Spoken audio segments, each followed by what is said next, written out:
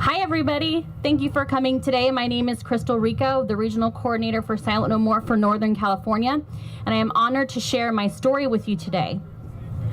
I never knew how I truly felt about abortion until I had to deal with it myself. I was raised with a Christian background and knew abortion was morally wrong, but I told myself I would never do that. But hey, it was okay if other people made that choice.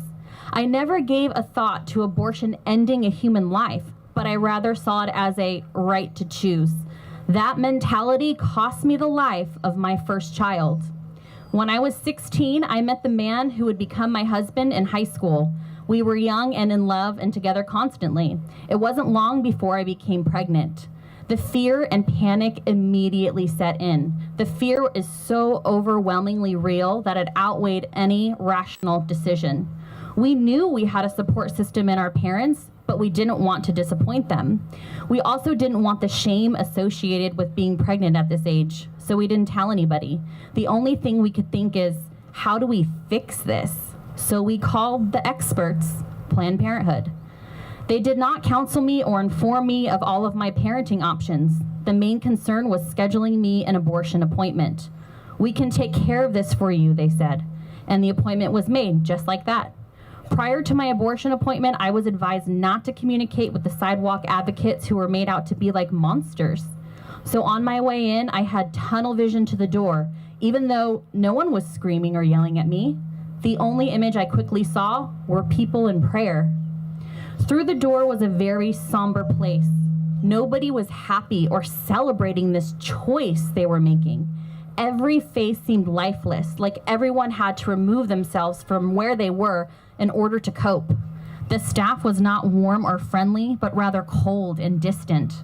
It was similar to the DMV, where you were just a number with a $sign, not a person with a story. A sonogram was taken, but I was not able to see it. I never connected with my baby. Shortly after that, I was disrobed in a hospital gown, offered a volume, and waiting for the procedure.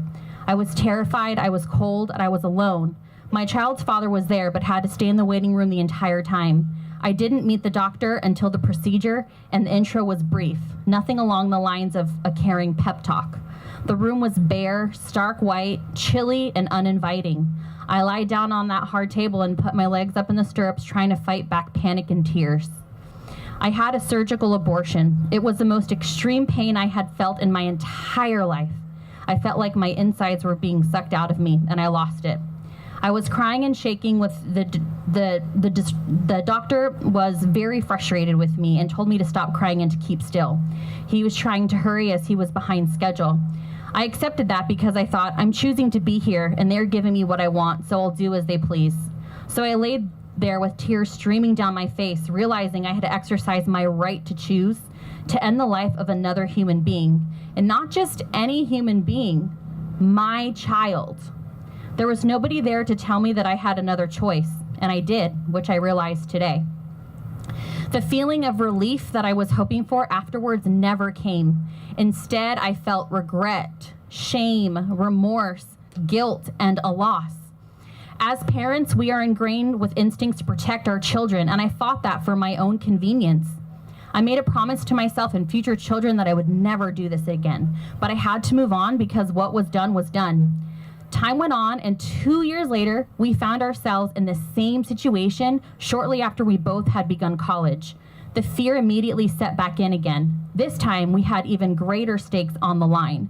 We didn't want to give up the beginnings of our future and were willing to go through with another abortion despite the promise I made myself. On my way to my appointment, though, I had an overwhelming sense of panic.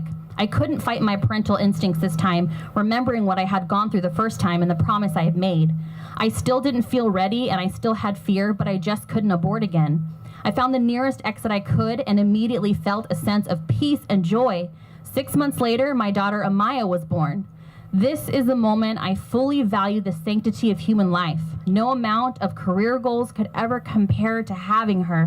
What a blessing God had given me, and I knew I would never devalue human life again.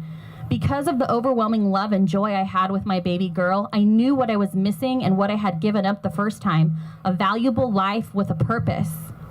I spent the next 10 years revisiting guilt, shame, regret, and grievance, often causing me to suppress these emotions to avoid reliving that experience, which caused unhealthy thinking and behaviors in my life.